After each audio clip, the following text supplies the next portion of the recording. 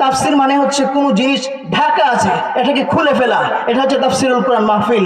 এই মাহফিলে তো দুর্নীতিবাজ, টেন্ডারবাজ, চাঁদাখোর, মদখোর, সুদখোর, জুয়াখোর, যত ধরনের বদমাশ, চিটার, বাটপার, লুচ্ছামি আছে, কোরআনুল কারীমের আলোকে সকল কিছু উপস্থাপন করে দেওয়া হয়, জাতির সামনে প্রেস করে দেওয়া হয়। এটা জাহান্নামী, ওইটা জাহান্নামী, ওটা জান্নাতি। ওই যুবকেরা ভালো কোরআনুল মাহফিলের আয়োজন করেছে, ওরা তো জান্নাতি একটা দল।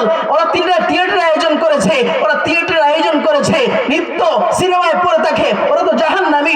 ওরা যদি তাফসিরুল কোরআন মাহফিলের আয়োজন করে, আগামী দিনে তো আমাদের চাঁদাবাজি থাকবে না, আগামী দিনে তো আমাদের টেন্ডারবাজি থাকবে না, সুদখোর থাকবে না, ঘুষখোর থাকবে না, মদখোর থাকবে না, জুয়াসুর থাকবে না।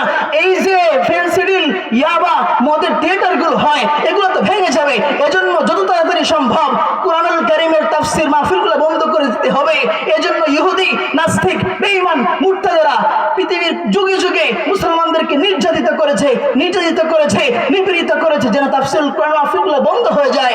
যারা দাঈ-ইলাল্লাহ আছে তাদেরকে জেলের মধ্যে বন্দী করে দিয়েছে, যাতে করে তাফসিরুল কোরআনের মাহফিল, কোরআনের এই আলো, কোরআনের এই নূর বন্ধ করে দেওয়া যায়। বলছে আল্লাহ পাক ১৫০০ বছর আগে জানিয়ে দিয়েছেন, ইউরিদুনা লিইউতফিউ নূরাল্লাহ, আল্লাহু আকবার, ইউরিদুনা লিইউতফিউ নূরাল্লাহি বিআফওয়াহিহিম ওয়াল্লাহু মুতিম্মু নূরিহি ওয়ালাউ কারিহাল কাফিরুন, আল্লাহু আকবার।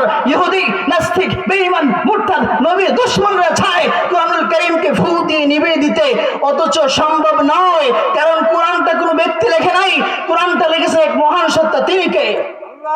আল্লাহ পাক তো বলেই দিয়েছেন, ইন্না নাহনু নাযালনা যিকরা ওয়া ইন্না লাহু লাহাফিজুন। কোরআনটা নাযিল করেছি আমি, কোরআনটা আমি নাযিল করেছি। হেফাজতের দায়িত্ব দুনিয়ার কাউকে তো দেই নাই।